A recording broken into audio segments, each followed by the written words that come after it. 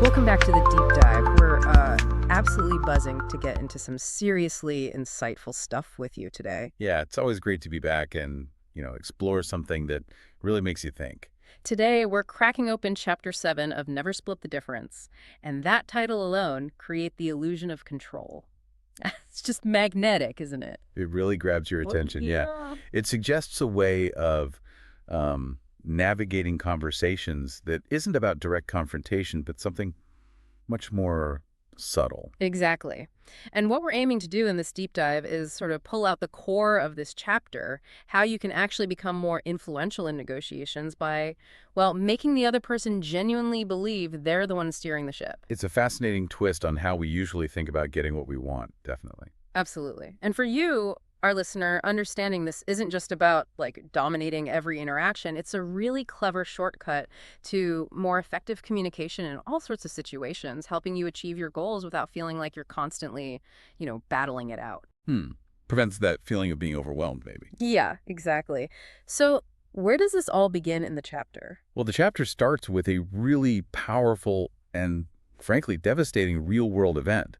The Dos Palmas hostage crisis in the Philippines. Yes, a truly difficult situation. The author recounts this crisis back in 2001, where the Abu Sayyaf group kidnapped a group of people from a resort, including Americans Martin and Gracia Burnham and Guillermo Sobero. Right. And things escalated incredibly quickly. The Philippine president declared an all-out war, which immediately set a very adversarial tone. Not really the ideal environment for delicate negotiations. No, definitely not conducive to calm discussion. And it just seemed like everything that could go wrong kind of did. You had infighting within the Philippine military. Yeah, and then multiple U.S. agencies like the CIA, FBI, military intelligence, all trying to work the situation, but not necessarily, in sync. Right, not talking to each other effectively. Precisely. And then the horrific killings of some hostages and the later connection of Abu Sayyaf to al-Qaeda after 9/11 just, well, it deepened the tragedy enormously. The author doesn't hold back, does he? Calls Dos Palmas a train wreck, but it's from this really difficult experience that the central lesson of this chapter started to crystallize. What's fascinating here is the author's reflection on their previous understanding of negotiation as a kind of struggle. A contest of wills where the goal was to just wear the other side down. That old wrestling match idea of negotiation. Yeah. But the disaster at Dos Palmas really threw that whole concept into question, didn't it? Exactly. The key insight that emerged was that successful negotiation isn't about overpowering the other party. It's more about coaxing, not overcoming. Right. Co-opting, not defeating. Toe-opting. And the crucial element is getting the other person to feel like they came up with the solution you were hoping for all along. Right, by giving them the feeling of being in control. That's the core of it. And what was the main tool they discovered to make this happen? Calibrated or open-ended questions. These became the fundamental way to shift the power dynamic in a really subtle but effective way. Okay, explain that a bit more. What makes these kinds of questions so much more effective than, say, direct demands? Well, what makes them so powerful is their ability to diffuse tension almost immediately. When you ask an open-ended question, you're not making a demand. You're not making an accusation. You're genuinely inviting the other person to share their perspective. Ah, okay. This lets you introduce ideas and gently guide the conversation without triggering that defensiveness. The example in the book is so clear. Instead of a confrontational, you can't leave, you ask, what do you hope to achieve by going? Right. The first statement just shuts down the conversation. Bang. The question, though, invites explanation. It opens up a space for understanding their motivations, their thinking. It helps you avoid that firefight mentality. Which, as you said, was impossible to escape in Manila with all the military action going on. Exactly. Dialogue was just impossible then. Yeah. So the chapter then digs into the Burnham-Sobero case more specifically and the further, often painful lessons learned from that particular situation. Yes, that case really highlighted the fluid and often unpredictable nature of negotiations, especially in these crisis situations. The fact that the kidnappers actually changed their negotiator midstream, that was a huge red flag. Why was that such a big deal? Well, as the author's boss at the time, Gary Dozner, pointed out, that kind of change almost always signals a hardening of their position. They're bringing in someone tougher, usually. Got it. And then there was the failed attempt to drop the ransom for the Burnhams. coupled with the revelation that Abu Sabaya, the negotiator, was trying to cut his own side deal. Yeah, it just painted a picture of complete mistrust. Yeah, No real cooperation possible there. absolutely. And the tragic rescue mission that unfortunately resulted in the death of Martin Burnham and another hostage, it just underscores the critical need for a completely different approach to communication in these life or death situations. It really does. A fundamental rethink was needed. But within all that tragedy, there was this really important insight that came from a surprising source, right? A politician in the Philippines who wasn't even a trained negotiator. This is a pivotal moment, yeah. This individual, with zero formal FBI training, managed to actually have a conversation with Martin Burnham over the phone. And crucially, he did it without offering anything in return. Okay, contrast that with the FBI's approach. Well, the FBI was really reluctant to even ask for proof of life directly because they were so wrapped up in this idea of reciprocity, this feeling like they would somehow owe the kidnapper something if they made a request. That's such a key distinction, isn't it? Yeah. This fear of going into debt, so to speak. Exactly. They were almost paralyzed by this idea of needing to give something to get something, even for something as vital as confirming a hostage's safety. So they were stuck in this mindset of trying to assert power through demands, like Oh. verbal flexing, as the author puts it. That's it. Instead of focusing on genuine communication, the politician, maybe inadvertently, just created a moment of pure communication without those strings attached. Which leads us beautifully to the story of the Pittsburgh drug dealer, what the author describes as a real holy shit moment. Absolutely. This seemingly simple question, hey dog, how do I know she's all right? Asked by one drug dealer whose girlfriend had been kidnapped by another. It completely caught the kidnapper off guard. And the result was just remarkable, wasn't it? Totally unexpected. The kidnapper actually volunteered to put the victim on the phone. It just flew in the face of standard hostage negotiation protocols for confirming proof of life. So what made that question so powerful? It wasn't just its simplicity, was it? No, it was how it directly addressed the kidnapper's potential doubt, or maybe his ego, without being accusatory. You know, Kevin Dutton's work on split-second persuasion, it highlights that overcoming active disbelief is a critical hurdle. Okay, so not just belief, but active disbelief. Right. And this question masterfully sidesteps that resistance by focusing on the listener's need for reassurance. How do I know?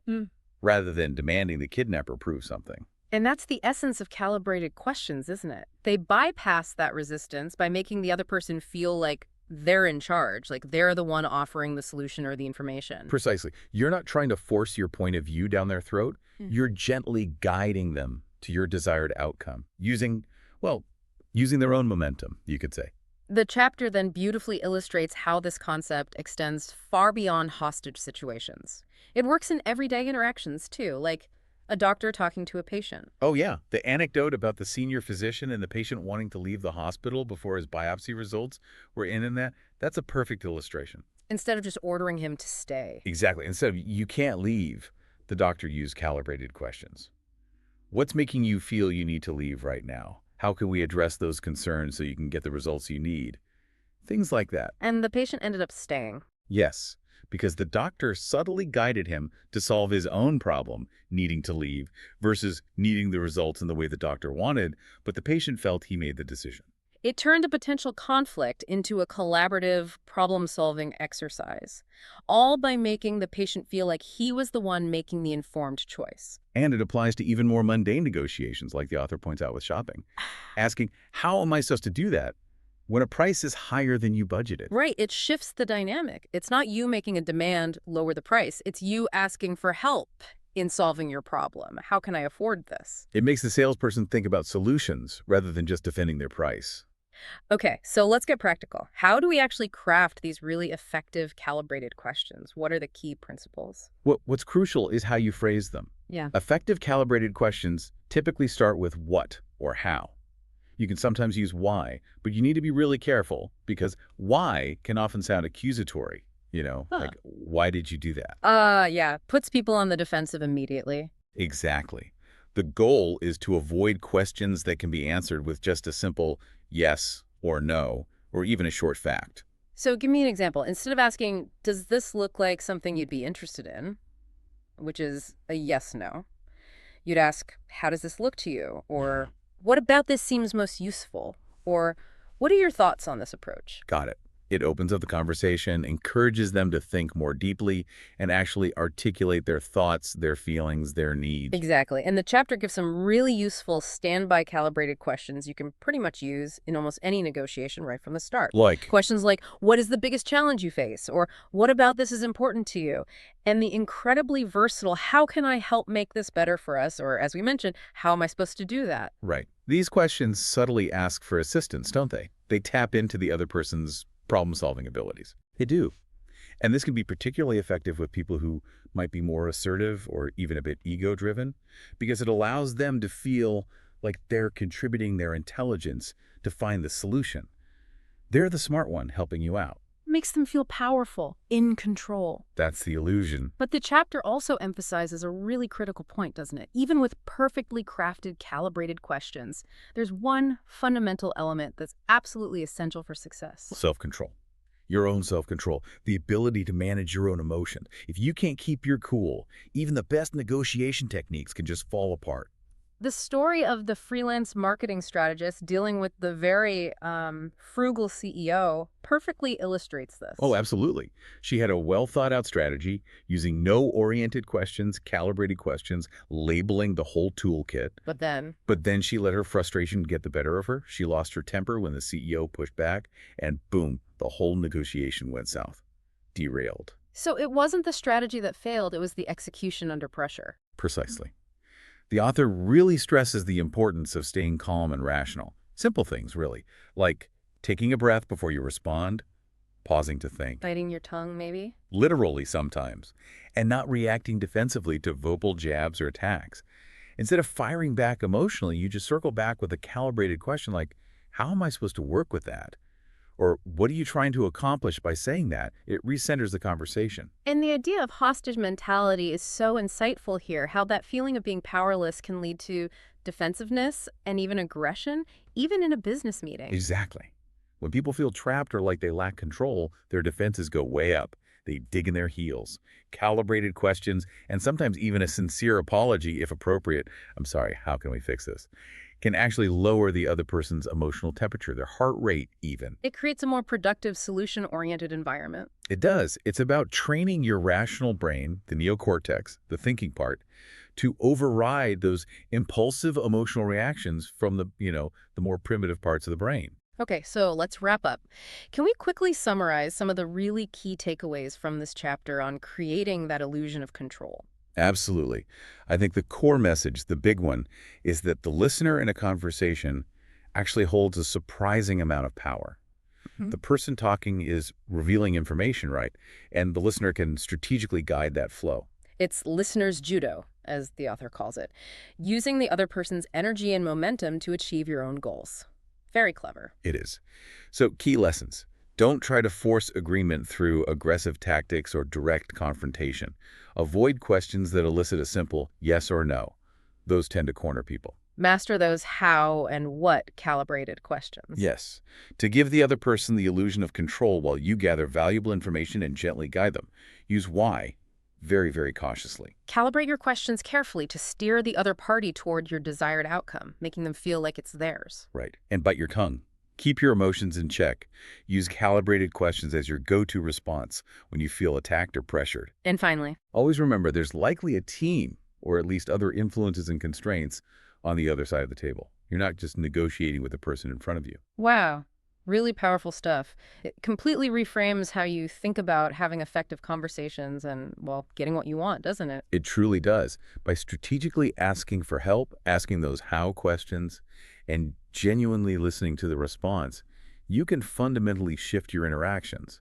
You can make the other person an active, maybe even unwitting participant in reaching your goals. Well, this has been a truly eye-opening deep dive into the power of creating the illusion of control. Thank you so much for breaking this down with us today. My pleasure. Always a fascinating exploration, this book. And thank you, our fantastic listener, for joining us on this journey. We really hope you found these insights valuable and maybe immediately applicable.